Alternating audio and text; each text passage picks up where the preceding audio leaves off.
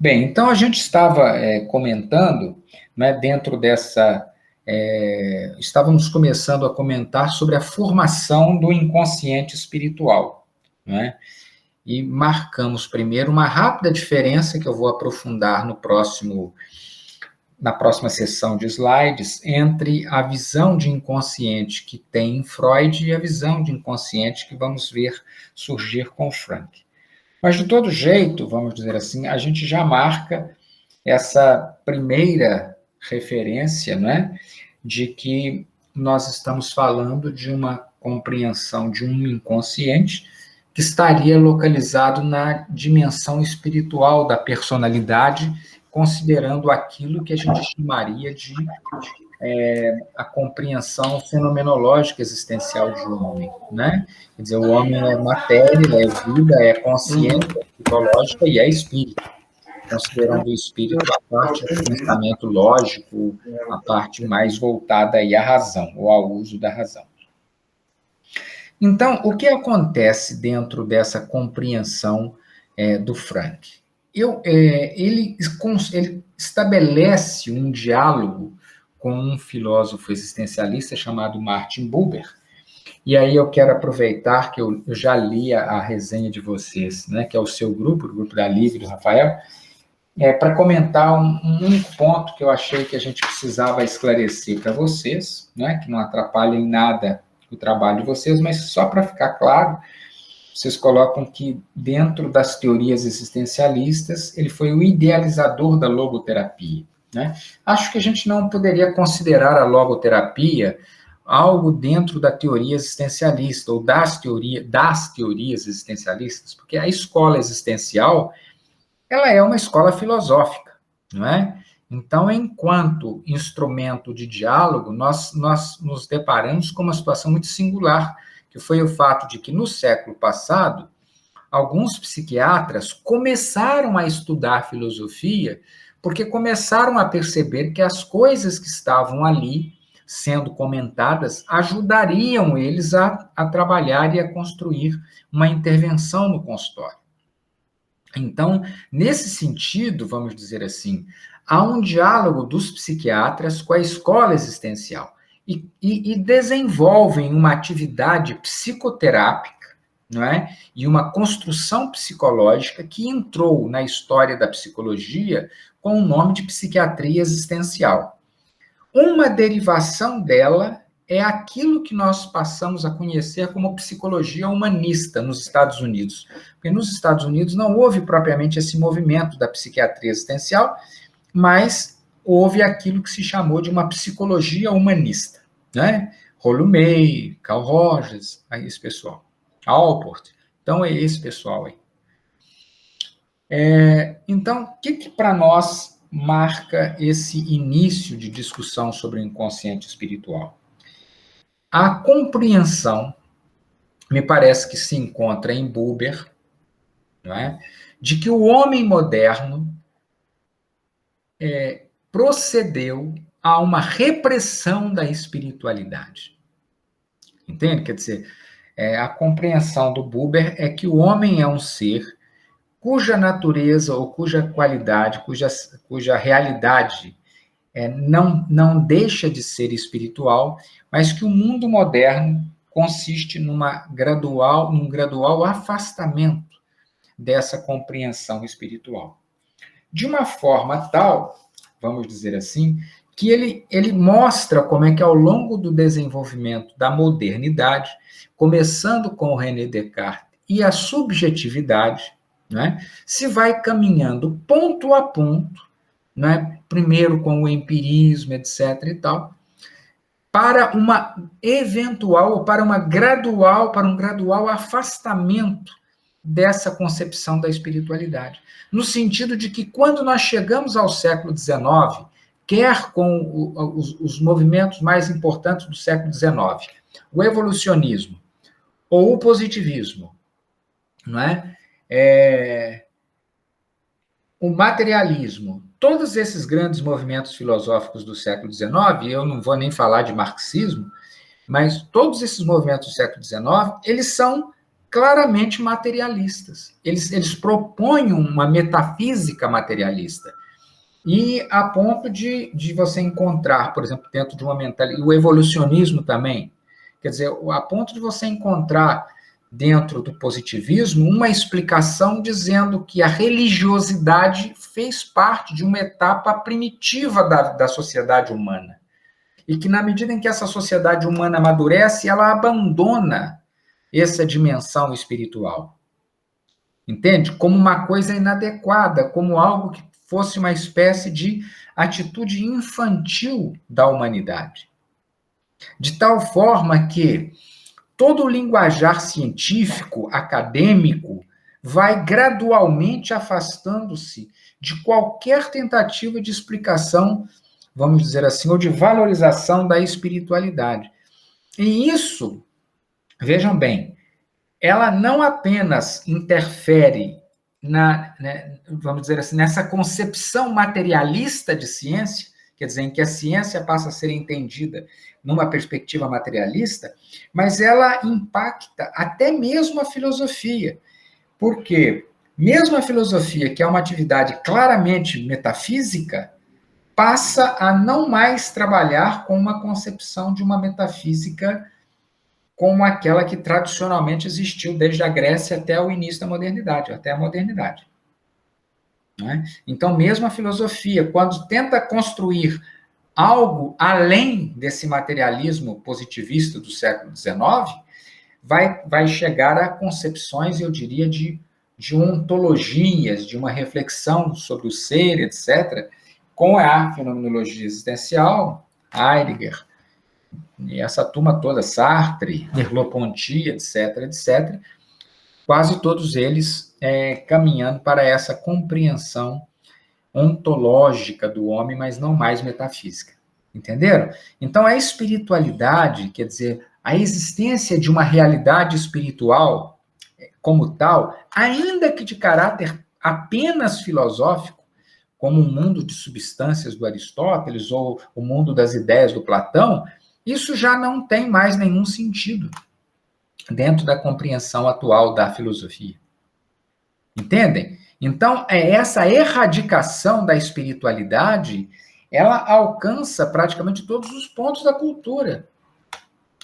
De uma forma tal que, quando o Buber descreve esse processo, começando com René Descartes, passando aí pelos empiristas, etc., ele vai mostrando como é que, gradualmente, esses primeiros filósofos da modernidade, ainda que abram a concepção de uma subjetividade e de uma concepção de uma subjetividade que se forma, por exemplo, na experiência, etc., eles estão ainda trabalhando com uma ideia de Deus, eles ainda se abrem a essa dimensão, mas que isso vai gradualmente acabando.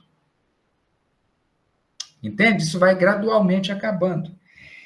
Por que eu estou comentando esse aspecto do pensamento e essa análise de Buber sobre o pensamento moderno e que, na verdade, não se difere muito do que outros historiadores da filosofia tratam, porque eles se referem e traduzem, vamos dizer assim, esse movimento da modernidade como um movimento em direção mesmo a uma metafísica materialista, não é?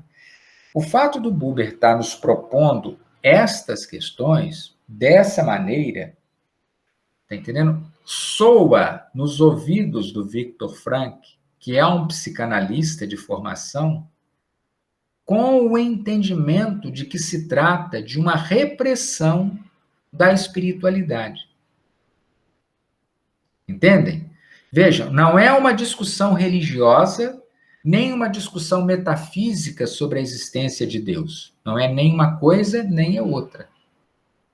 É o entendimento de que a espiritualidade é uma dimensão humana, autêntica, e que ela, na modernidade, foi reprimida. Esse é o entendimento que, me parece, encontra-se em Frankl. Entende? Que vocês vão encontrar aí no livro que, infelizmente, eu queria que a Raquel e a Carla apresentassem, mas elas não vão apresentar, que é aquele O Deus Inconsciente, né? ou traduzido no Brasil com a presença ignorada de Deus. Onde o Frank explica o que é o inconsciente espiritual e como que ele se forma a partir desse processo de repressão dessa dimensão espiritual da personalidade. Tá tranquilo isso até aqui? Tranquilo? Tá?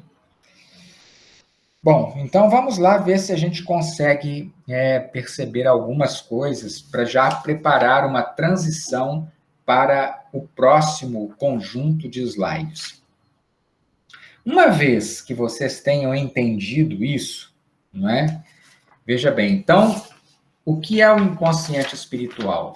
Na compreensão que a gente tem com a atual hermenêutica que se tem sobre Martin Buber, ou seja, os seus estudiosos mais significativos, eles entendem que se trata de um movimento, vamos dizer assim, do processo da consciência, no sentido de resguardar-se de qualquer tipo de crítica, ou mesmo, mais do que isso, talvez a impossibilidade completa de nós trabalharmos essas questões de natureza espiritual dentro da academia pela ausência de categorias, pela ausência de elementos teóricos suficientes para dar suporte e entendimento a questões dessa natureza.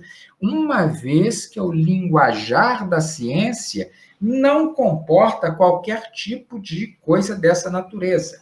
E onde a compreensão de ciência feita dentro da tradição materialista, da metafísica materialista e do positivismo, vai se considerar como verdade científica aquilo que puder ser verificado do ponto de vista experimental.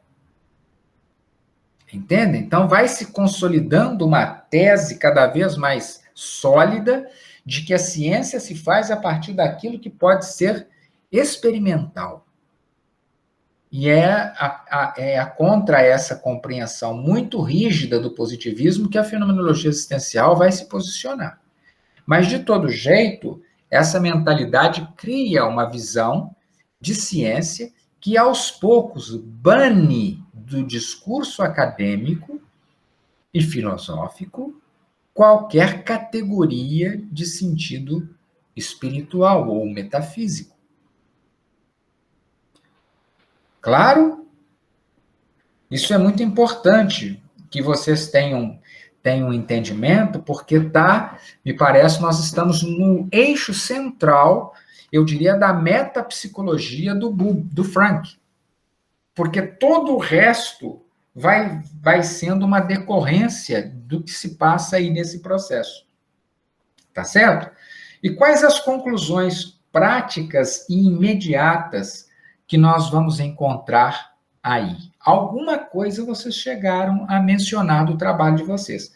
Eu vou tentar fazer um rápido resumo do que me parece serem as conclusões mais importantes que é possível que se chegue a partir desse entendimento que eu passei para vocês. Né? E a partir do próprio trabalho que o Frank vai tentar entender. Então, aquilo que vocês propõem, escreveram no livro de vocês, que é o best-seller do Frank, é o livro mais conhecido dele, Em Busca de Sentido, está claramente posto. Quer dizer, ter um sentido, um propósito existencial, tirar você do presente para te dar uma certa dimensão de futuro, constitui um elemento psicológico da maior importância. Ou seja, de certa forma, isto que a gente chama de esperança é um elemento psicológico essencial na vida, tanto mais essencial quanto maior for o sofrimento que a pessoa estiver passando. Tranquilo? Acho que isso vocês apreenderam perfeitamente do livro do Frank. Notaram claramente que ele observa que naquela situação bastante infeliz dos campos de concentração, nós encontramos ali, não é, pessoas que foram se tornando mais aptas para sobreviver na medida em que tinham algo que as dava sustentação, algo que lhes dava esperança ou razão para continuar vivendo. Elas precisavam de ter uma razão para continuar vivendo. O sentido é essa razão, que o Frank vai dizer, ela não pode ser imposta, ela só pode ser retirada de dentro do sujeito. Então, cabe ao clínico, quando é o caso, retirar o sentido da vida da pessoa que ele acompanha, ajudar a pessoa a descobrir qual é esse sentido. Mas trata-se de descobrir um sentido, não de inventar um. Tá certo? E aí agora nós damos o passo fundamental pelo qual eu tinha feito toda essa explicação inicial, né? O que seria isso, né? Alguns pontos essenciais. Nós estamos aí terminando esse conjunto de slides. Veja bem, é que desses propósitos, desses grandes propósitos que nós podemos construir para viver, tá certo? E você pode construir um grande propósito, por exemplo, de fazer um grande bem para a humanidade, de escrever uma obra fabulosa, seja lá qual grande sentido que a pessoa se coloca na vida.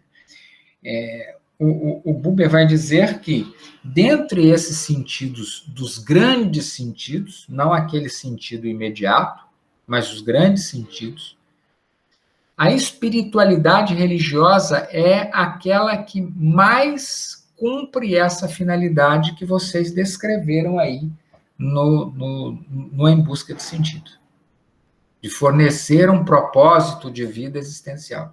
Quer dizer, ter um propósito religioso para viver é aquilo de mais significativo e aquilo que melhor cumpre esse processo que vocês estão levantando aí. Ok? Entendido isso? Bem, então, esse é o primeiro ponto. O segundo, talvez a gente pudesse dizer o seguinte, que possuir esse princípio existencial é um dos fatores mais importantes de equilíbrio psicológico. Então, possuir um sentido é fundamental para o autodesenvolvimento humano, como reconheceu o DSM-5, tá? Possuir um sentido, um propósito existencial, é um elemento essencial para a construção da saúde psíquica, mas esse processo é ainda mais importante, mais significativo, quando nós passamos a falar de um propósito religioso ou de um sentido religioso. Não é? Então, vamos dizer assim, nós temos que esse grande sentido na vida, esse grande sentido derradeiro da vida, para o Frank, está no diálogo direto com Deus. Entende? Que o homem moderno perdeu, o homem contemporâneo perdeu. Essa capacidade de dialogar diretamente com Deus. E ao fazer isso, vamos dizer assim, ele vai gradualmente se empobrecendo intimamente. Por quê? Porque é o propósito existencial que tira você do presente e te dá uma dimensão de futuro. Sem ter uma dimensão de futuro, a noção de responsabilidade não se estabelece.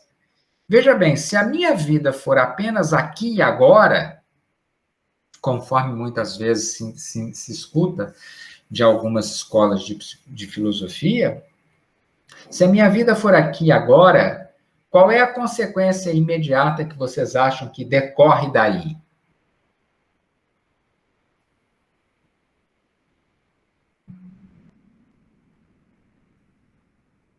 Uma nítida opção hedonista. Então, se é isso, cabe a mim apenas aproveitar o máximo que eu puder cada instante que eu tenho de vida.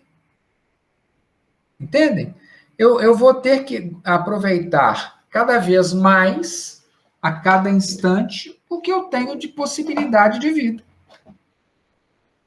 Professor, mas não corre o risco também de essa questão de focar no sentido mais religioso e tal, de cair numa situação onde a pessoa se torna alienante, a pessoa só vive por isso e às vezes esquece o agora e só pensa assim, eu não posso fazer isso porque Deus castiga e por aí.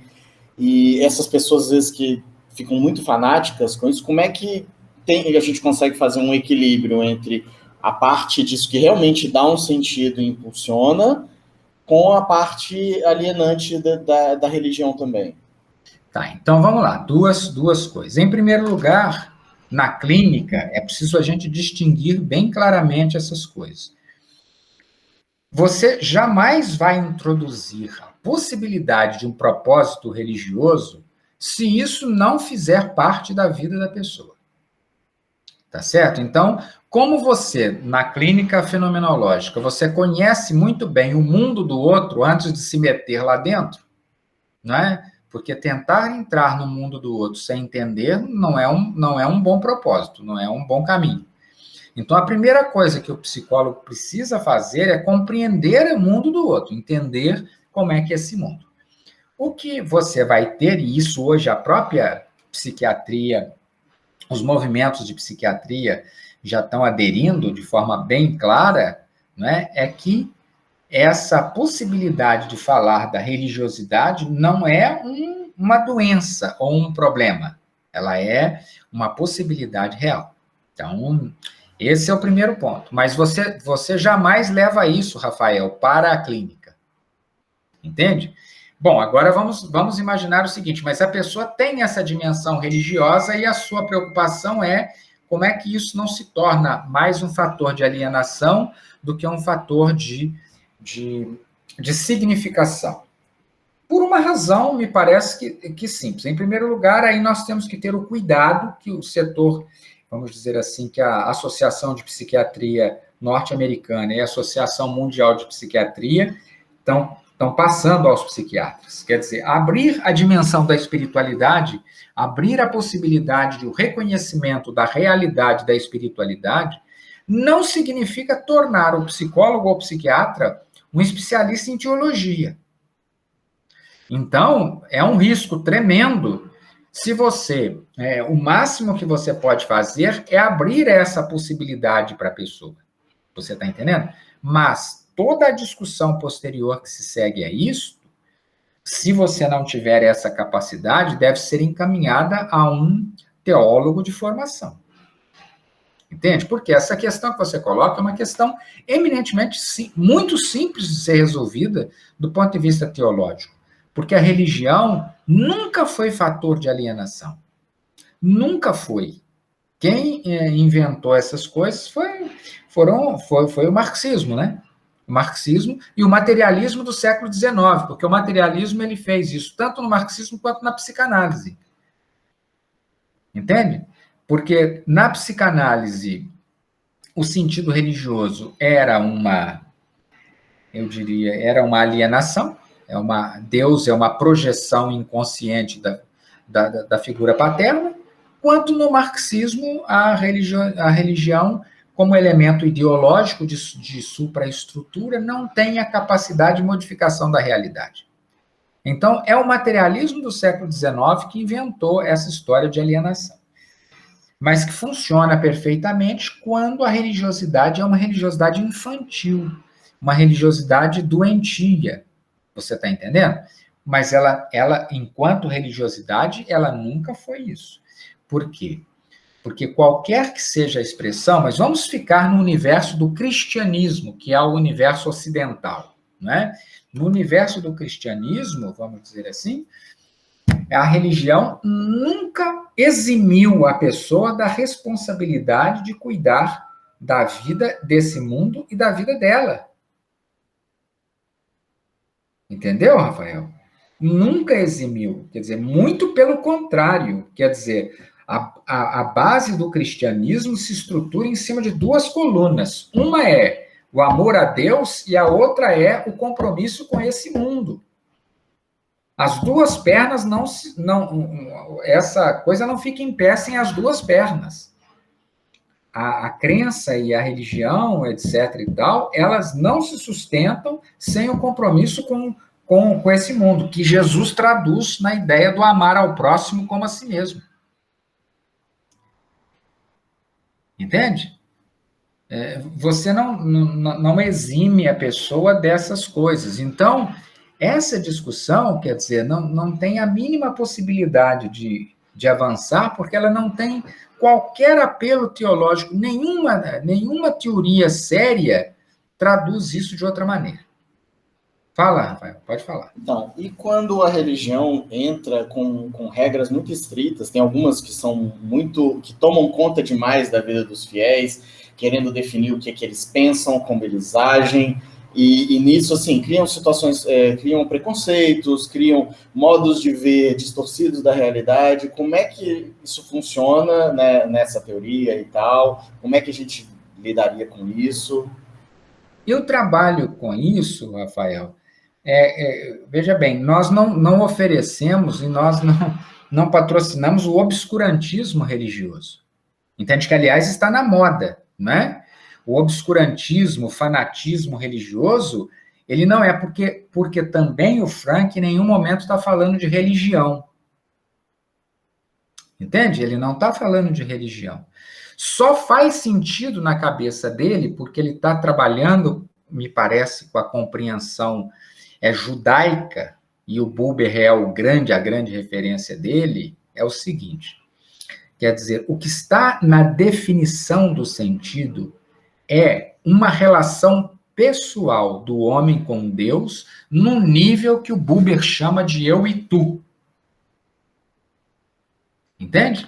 Ou seja, quando eu falo diretamente a Deus e escuto o que ele tem para me dizer. É isso não tem nem nenhuma dimensão de religião, de frequentar essa ou aquela, não é? O Buber, inclusive, é muito claro quando ele diz que não importa a quem você se dirige. Se você se dirigir diretamente a Deus e tratá-lo como um tu, ainda que esteja muito atrapalhado, você está falando diretamente com ele. É essa compreensão do Buber que o Frank traz para o sentido. Entende? Você não está falando de uma discussão religiosa, você está falando apenas no fato de que é possível que na discussão com um grande ser, não é? Que a sua vida se torne ou ganhe um significado que ela não teria fora disso. Entende? Não sei se isso fica claro, porque a gente não entra em discussão, a logoterapia não é uma religião, não tem uma religiosidade nesse sentido. É uma espiritualidade, eu acho. O reconhecimento de que a espiritualidade é uma característica humana.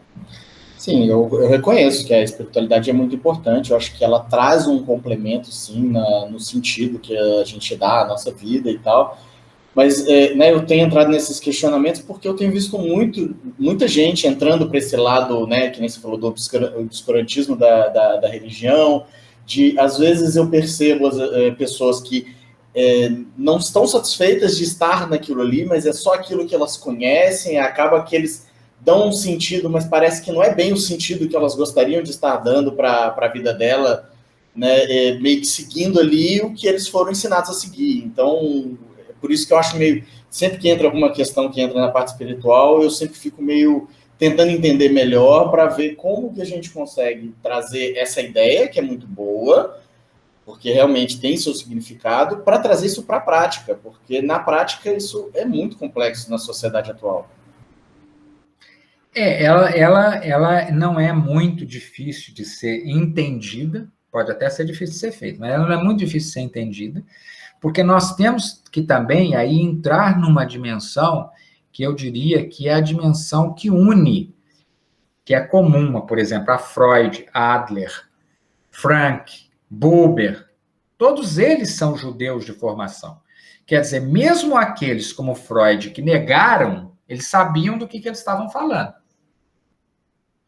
Entende? Quer dizer, e o judaísmo, nesse sentido, ele é bastante claro, ele não tem qualquer, eu diria, a proximidade com essas seitas evangélicas que estão atualmente em curso.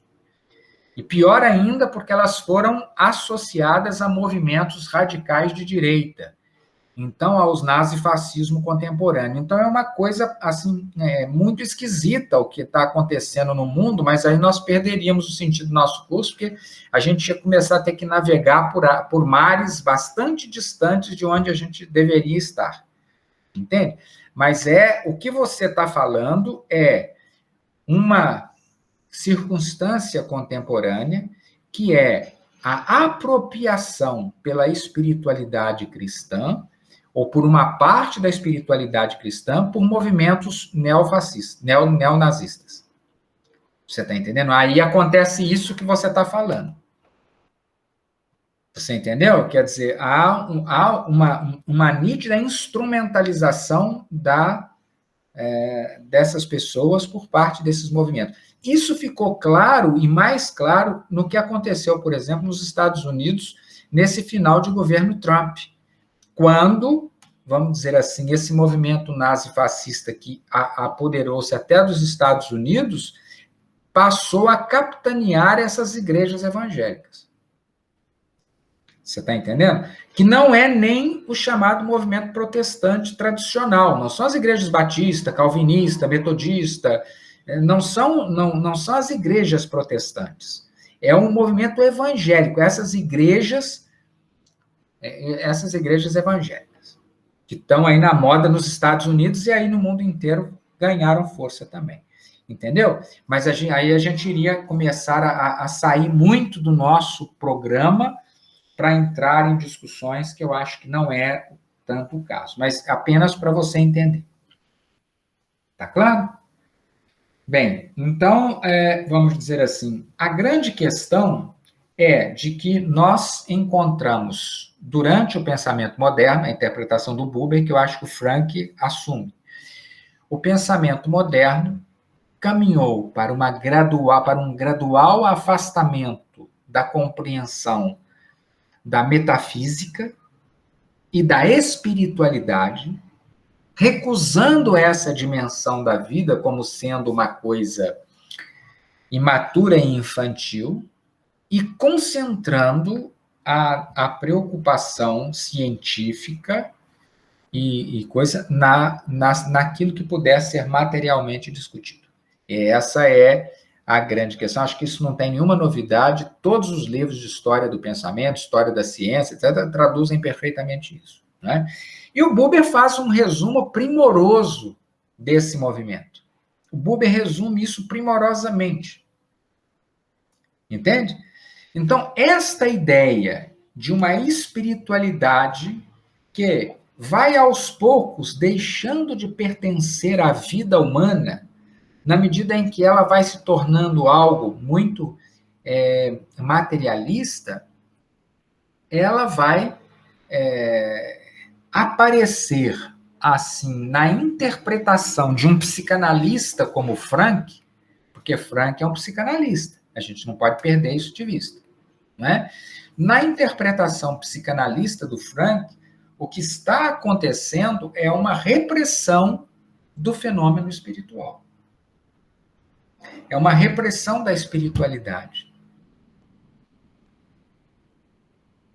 Ok? Tranquilo, Lívia? Raquel? Então tá. Qualquer coisa vocês voltam a comentar aí. Agora, isso nos coloca um problema bastante complicado, que foi o que eu procurei responder numa pesquisa que eu fiz agora, que foi o meu trabalho de pós-doutorado, aqui na Universidade de Juiz de Fora. Eu me deparei com essa questão. Se as coisas são assim, como dizem os intérpretes do Frank, se são dessa forma, né, como é que nós vamos explicar duas coisas que são claras para o Frank? Primeiro, de que o inconsciente que o Freud descobriu é um fenômeno real. Então, nós estamos trabalhando com a ideia de que aquilo que a psicanálise faz é real e verdadeiro. Tá? Segundo, que conforme diz o Freud, o inconsciente não é um fenômeno moderno, é um fenômeno que se dá com o início da civilização. Quando foi necessário haver uma repressão da espiritualidade, da sexualidade, para dar curso à vida social, da sociedade.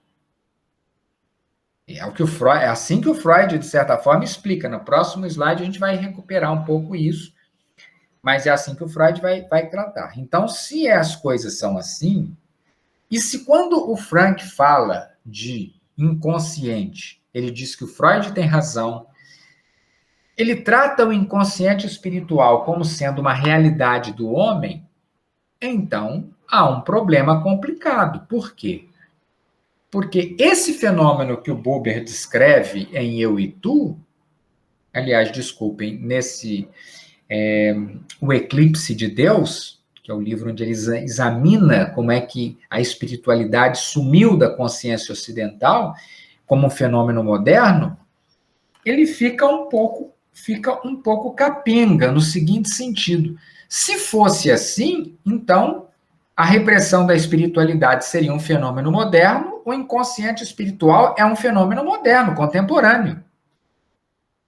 E o Frank trata isso como uma realidade humana, no mesmo sentido do Freud. Entendem? Fica algo por explicar. E esse que fica por explicar é o seguinte: qual seria a origem, eu diria histórica, do inconsciente espiritual, uma vez que a gente já entendeu que sua origem se dá com a repressão da espiritualidade. Tranquilo isso? Tudo? Então, com isso, a gente praticamente encerra essa segunda parte, né? E podemos passar a um novo conjunto. E podemos, então, entrar na última parte do que eu havia pensado para vocês, que foram explicitar essas diferenças entre o Frank e o Freud, não é? E explicar um pouco melhor essa questão do inconsciente espiritual.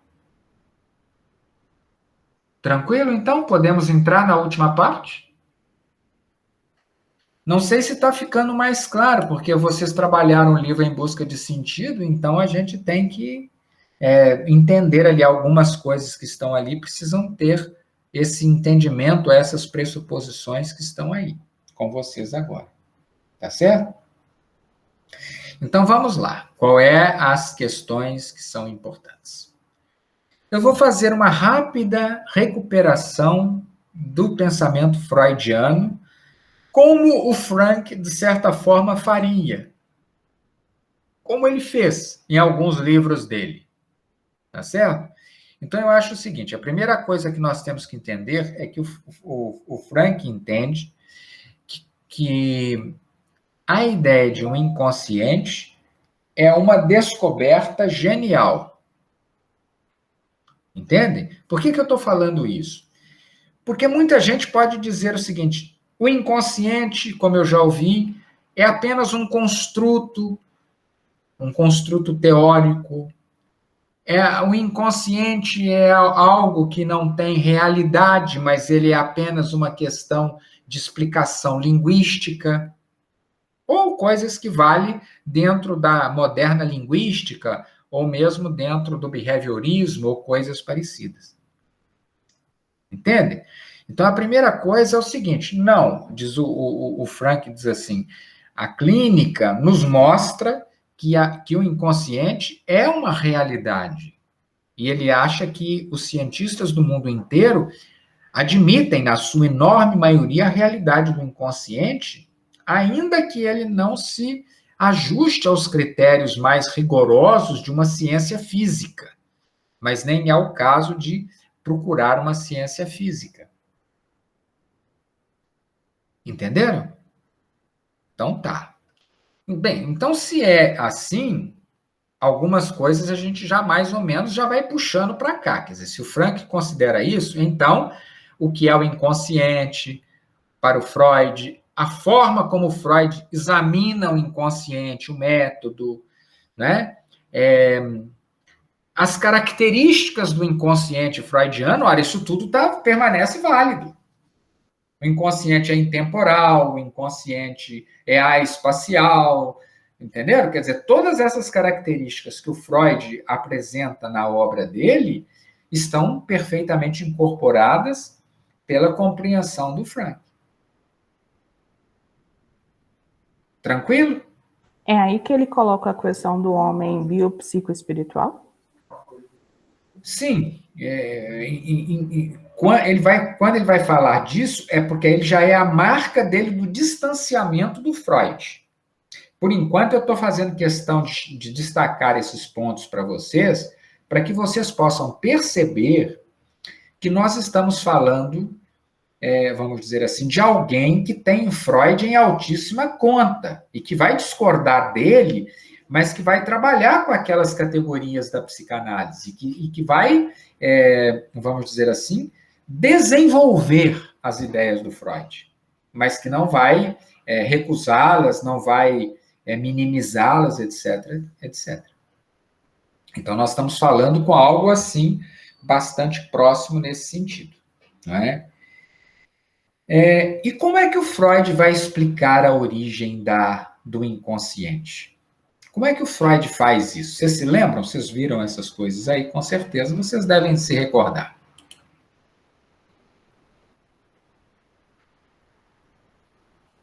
Não sei se vocês se lembram de ter estudado essas coisas lá na psicanálise, nas graduações, etc. e tal. Né? Como é que o Freud explica, vamos dizer assim, o surgimento do inconsciente como um fenômeno da civilização? Né? Porque eu acho que está claro para vocês que o inconsciente para o Freud é um fenômeno da civilização, ou seja, a civilização só se tornou possível porque o homem não pôde realizar certos seus desejos e certos seus instintos mais primitivos. Senão nós não teríamos uma civilização possível. Né? Então, esse processo é um processo que se dá na origem da civilização. Como é que o Freud vai explicar essas coisas? O Freud vai, vamos dizer assim, construir uma leitura psicológica do darwinismo. Entende? Se vocês olharem para o Darwin e os escritos do Darwin, quer dizer, como é que o Darwin explica a formação das primeiras hordas humanas? O Darwin vai dizer que os primitivos grupos humanos se estabelecem com, vamos dizer assim, com grupos de primatas, sempre liderados por um macho, que tinha acesso a todas as fêmeas e que excluía os demais machos daquele grupo desse acesso às fêmeas e da própria liderança. Portanto, ele impunha as suas regras e ele estabelecia os seus propósitos dentro desse grupo. Aos poucos, à medida que ele envelhecia, ele era combatido e ou morria e um outro assumia o seu lugar, dentro das disputas próprias dos grupos, mas aí assumia esse papel de macho alfa. Assim, o Darwin explica o começo das primitivas hordas humanas, de humanoides. Entendem? Por que eu estou mostrando essa coisa? Porque o Freud vai lá, pega essa explicação do Darwin e constrói uma explicação própria num livro chamado Totem e Tabu, onde ele vai dizer que esse macho alfa morto, uma vez morto, ele passa a ser representado simbolicamente numa representação totêmica que incorpora as regras desse macho morto para a continuação do grupo. E esse totem, esse antepassado primitivo, acaba se tornando a representação de uma divindade e gradualmente torna-se a representação de Deus. Isso Freud explica naquele livro dele, Totem e Tabu, e reaparece descrito de forma detalhada no livro Moisés e o Monoteísmo, que foi reeditado recentemente por aquela editora LPIM de Porto Alegre, numa tradução muito bonita. Viu? Eu tenho e li na tradução da Standard, está como Moisés e o Monoteísmo. Mas agora nós temos isso traduzido lá pela LPM de uma outra forma. O homem Moisés e a religião monoteísta, uma coisa nesse sentido. Assim. E essa tradução deles é uma tradução assim, primorosa. O texto do Freud fica espetacular, assim, é um belíssimo texto. Um Freud que escreve muitíssimo bem, numa linguagem muito interessante, uma tradução direta do alemão, é muito, muito interessante. Se vocês têm as duas traduções, leiam para ver as grandes diferenças que há. Mas nesse livro, O Homem Moisés e a Religião Monoteísta, Freud desenvolve ainda mais esta compreensão de que vamos dizer assim, esse macho alfa representado, né, nesse totem, e que vai gradualmente assumindo a função de Deus, não é? O Freud vai ler esse fato a partir da sua experiência bíblica. Então, ele vai dizer que aquilo que se passa na religião dos judeus, tá certo? É, na verdade, uma continuação desse processo primitivo. Entende? É um livro muito interessante de metapsicologia, talvez a obra que Freud deu maior importância e significado, embora nós na psicologia estudamos muito pouco, mas é para o Freud um dos livros mais importantes da vida dele, porque Freud estava tentando responder a seguinte pergunta, que ele estava sendo deportado para a Inglaterra, velho, teve que fugir da Viena ocupada pelos nazistas, né, sob pena de vir a morrer. Freud está se fazendo a seguinte pergunta: de onde vem na humanidade tamanho ódio pelos judeus? A ponto de que, ao longo da história humana, os judeus foram perseguidos inúmeras vezes em diferentes lugares.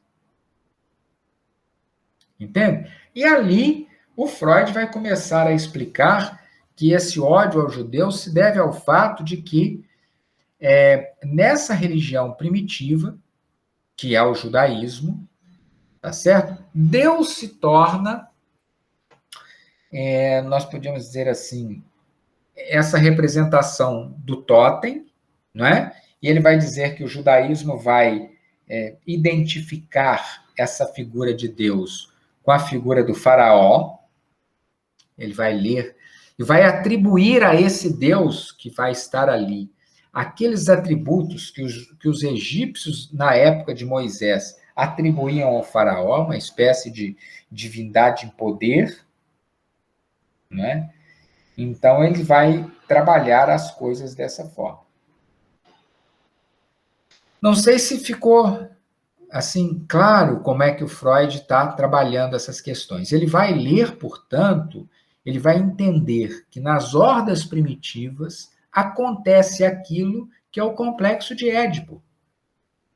Do mesmo jeito que o filho tenta substituir e tomar simbolicamente o lugar do pai, os membros dessa horda primitiva vão tentar ocupar o lugar do macho alfa. E assim ele explica, de certa maneira, o que se passou no início da civilização.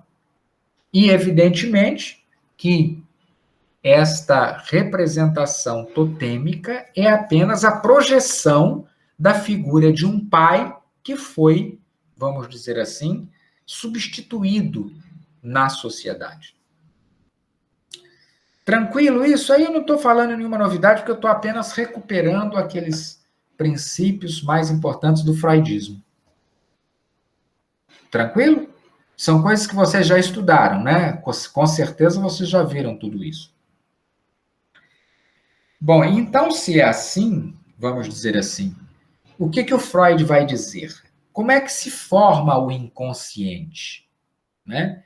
O inconsciente se forma na medida em que há a repressão de certos impulsos primitivos que, uma vez associados às primeiras ideias que as pessoas passam a ter, à medida que a pessoa passa a ter as primeiras ideias, associadas a esses impulsos primitivos, tá certo?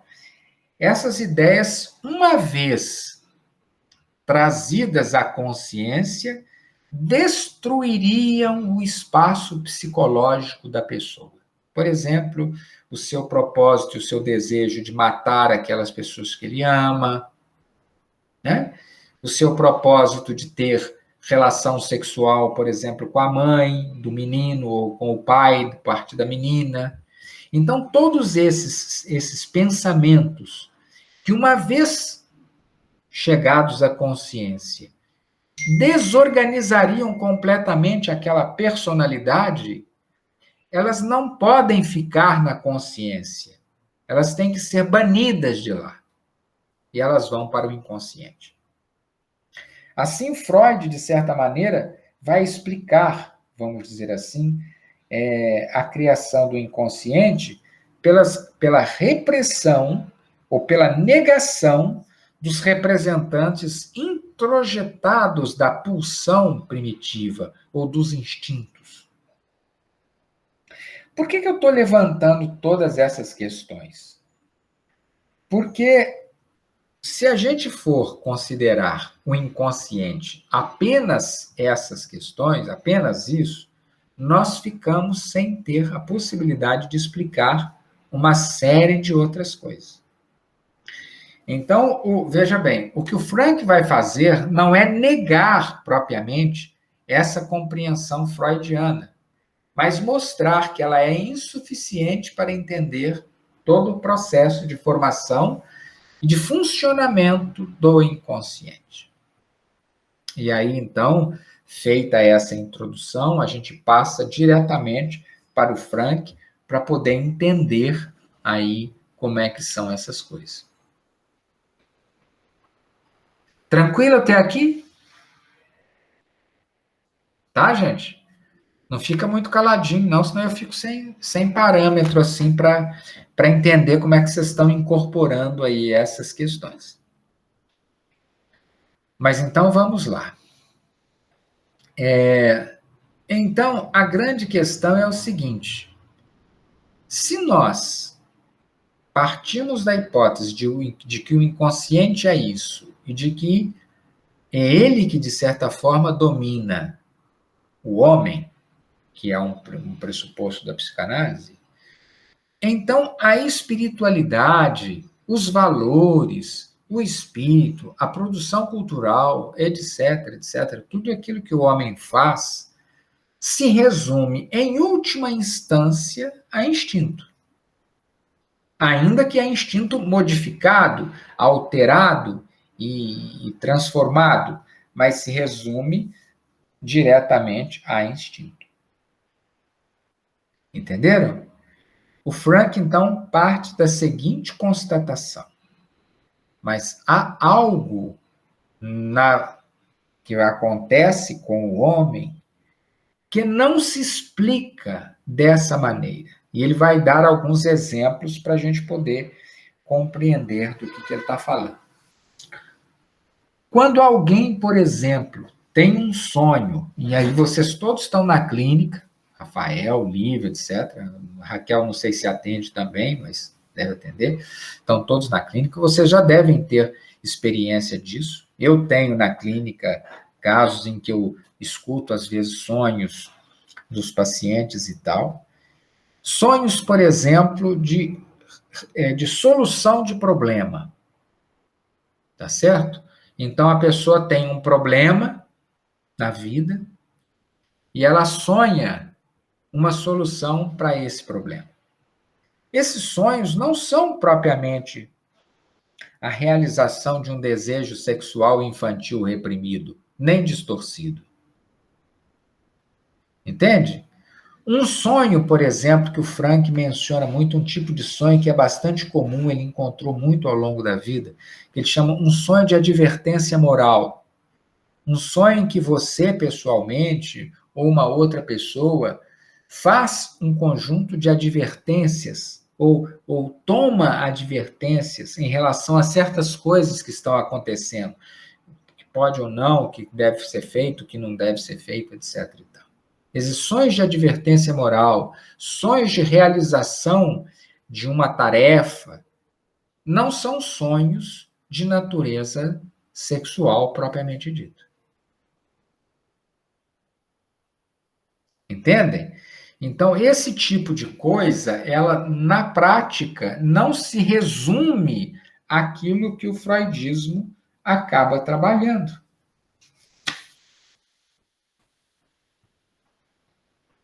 Entendem? São sonhos que você, na clínica, o tempo inteiro você se depara com eles. Não sei se vocês estão trabalhando essas coisas, mas eu, como abro sempre a possibilidade das pessoas falarem dos seus sonhos, se quiserem, naturalmente, não é? Muitos trazem sonhos dessa ordem, sonhos de natureza espiritual, sonhos de advertência moral, sonhos de realização de projetos, coisas dessa forma. Que não são sonhos que se explicam pelos mecanismos freudianos.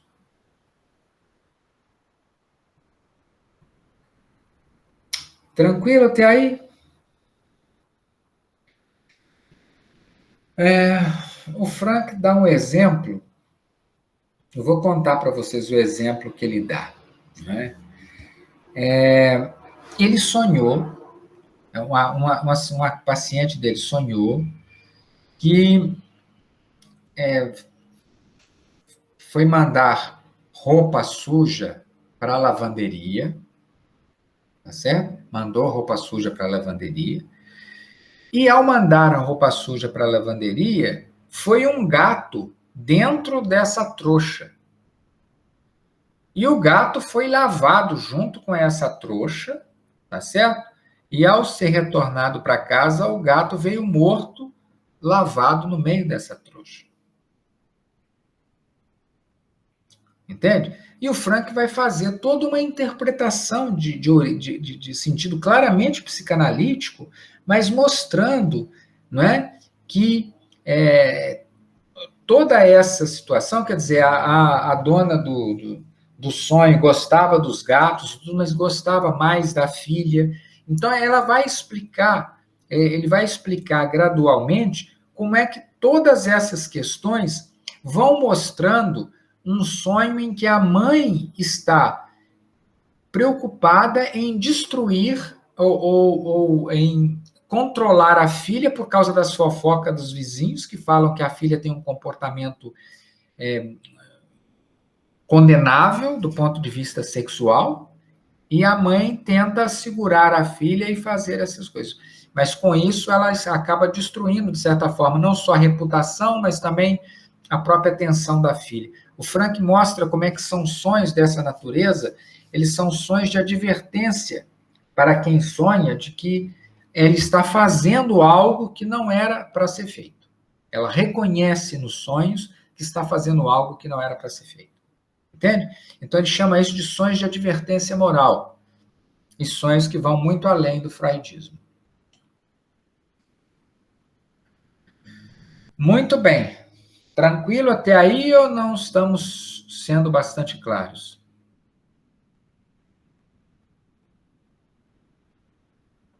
Tranquilo? Tá. Então, o Frank vai dizer agora sobre um outro aspecto do freudismo. Ele vai dizer um outro aspecto do freudismo. Ele vai dizer assim, o Freud nos ensinou uma coisa essencial na clínica. Depois disso, mudou completamente o sentido da psicoterapia. Ele nos ensinou a desconfiar daquilo que as pessoas falam, porque por trás daquilo que é dito, existe uma motivação escondida. Motivação que nos revela coisas que muitas vezes a pessoa tem dificuldade de lidar com elas. Que são razões inconscientes e razões que ela não tem clareza. Então, a clínica consiste em promover o desmascaramento das razões e das coisas que a pessoa traz para o debate com o psicólogo, para que ela possa enxergar coisas que ela ordinariamente não está enxergando. Né? A psicanálise faz exatamente isso. Ela desmascara certas coisas que estão sendo apresentadas na clínica para que esses, vamos dizer assim, esses conteúdos que estão ali apresentados possam revelar a sua face mais escondida. Né?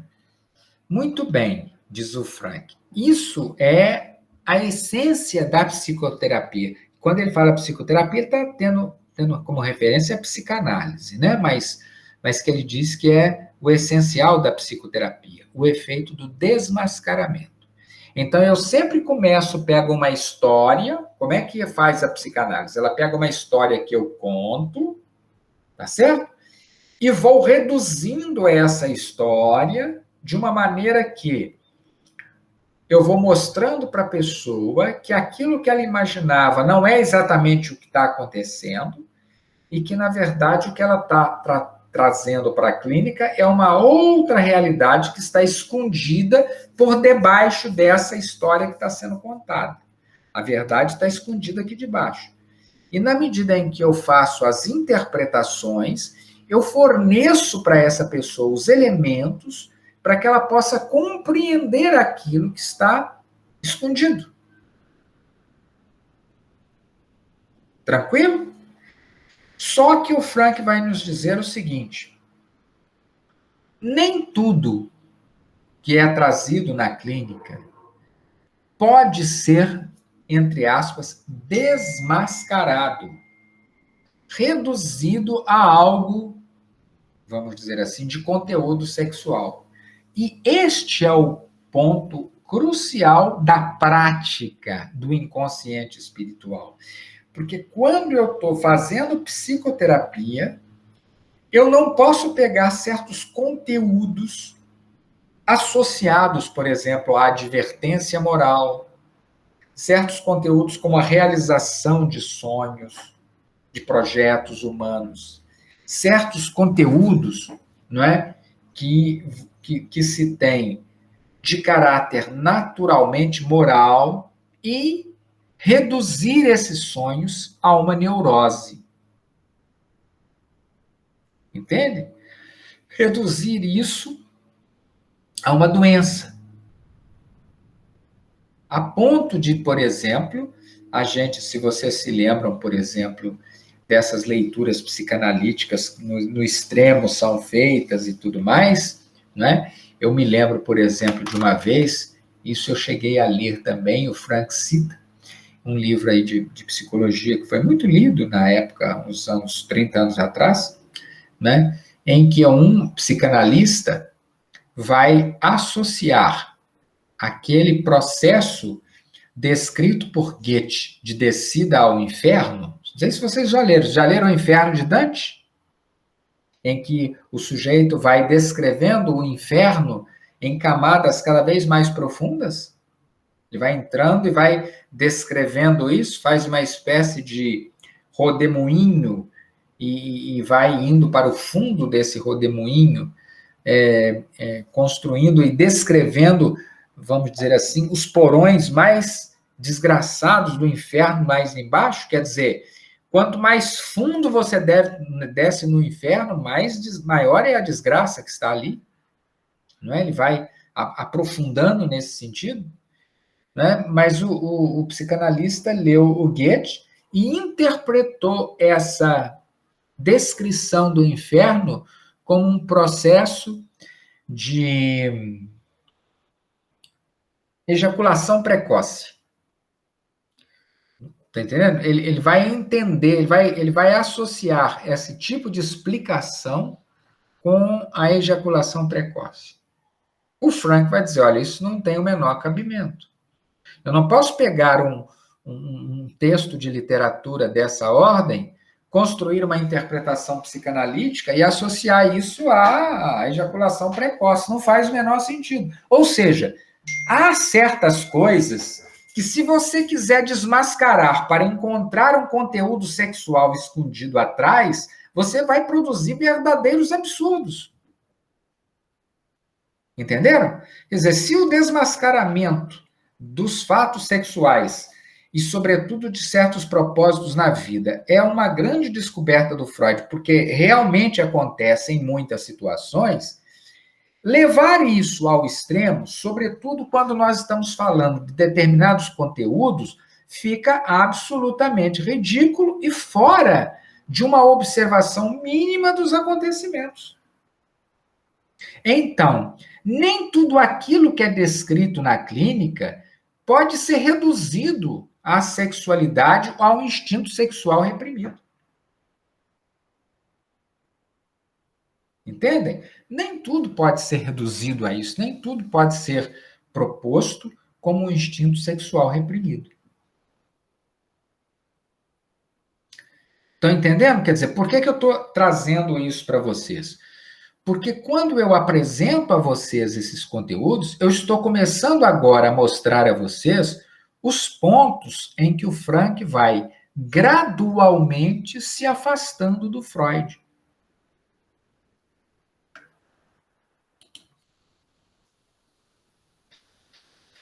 Tranquilo isso, então?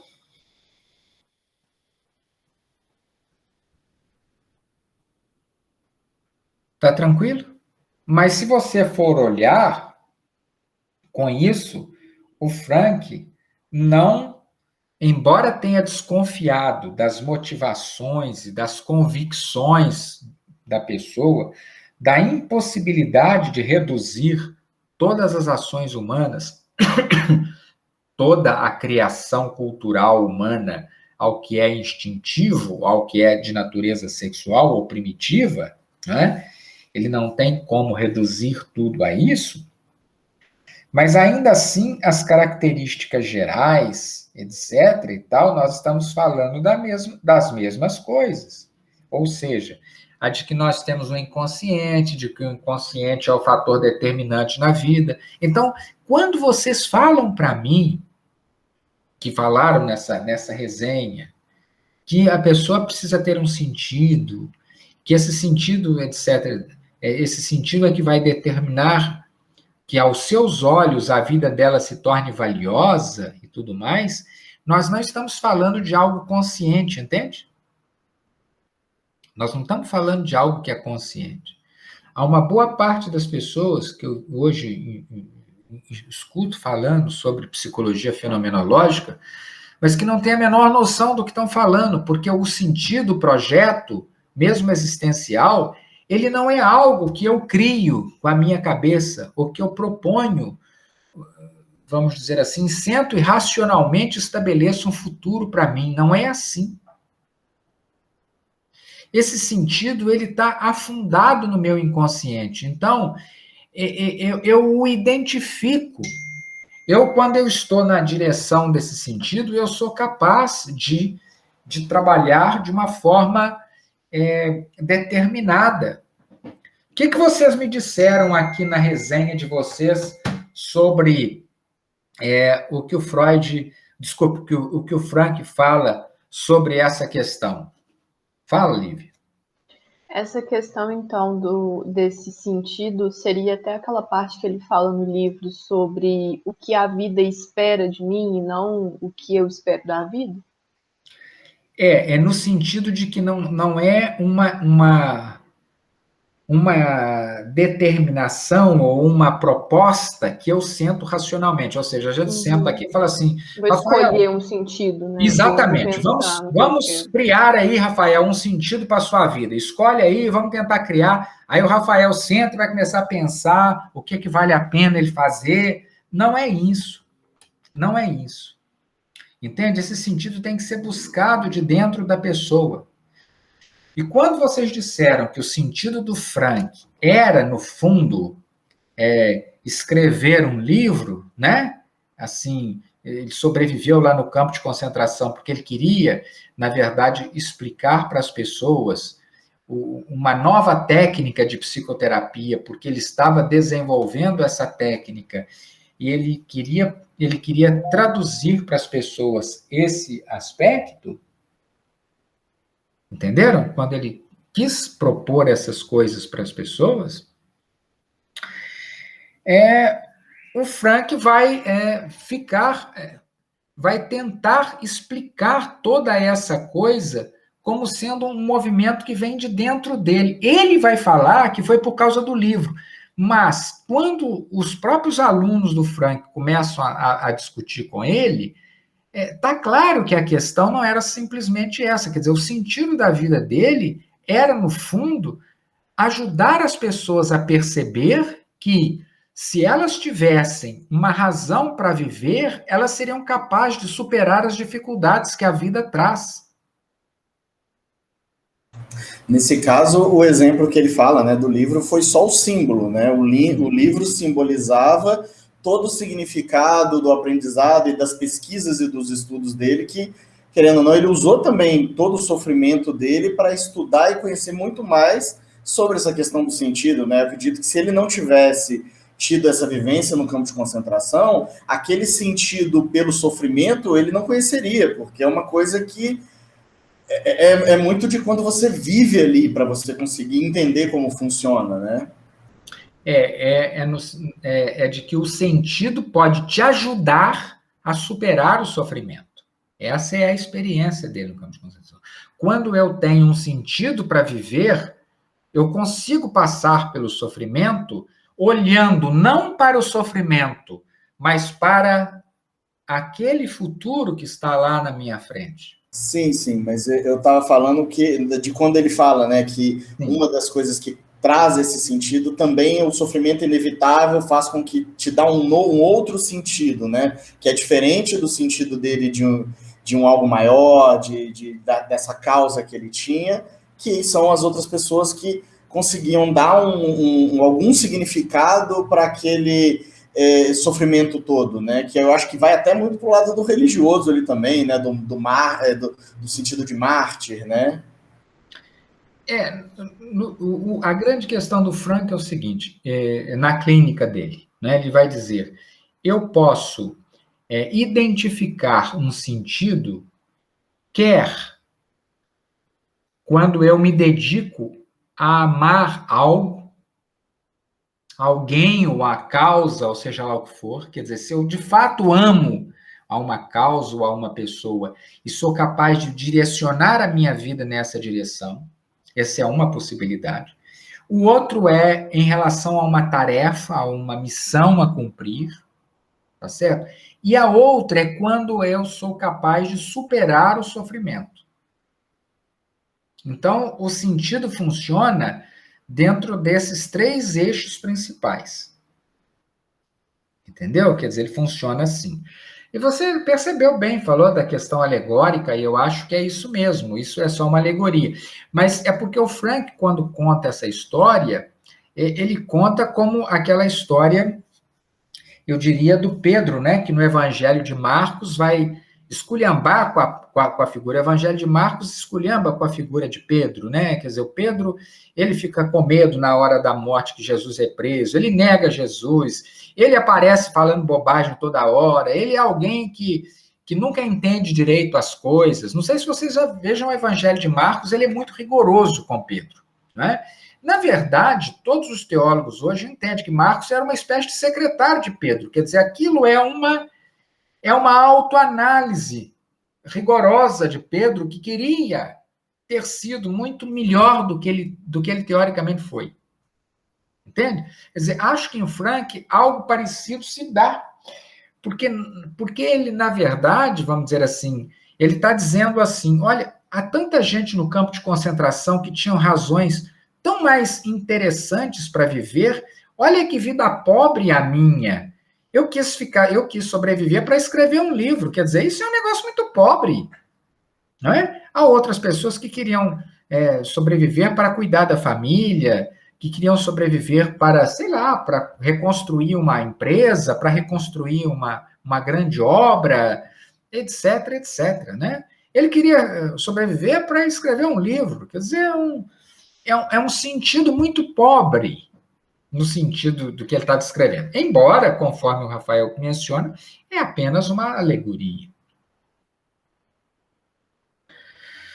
Tranquilo isso?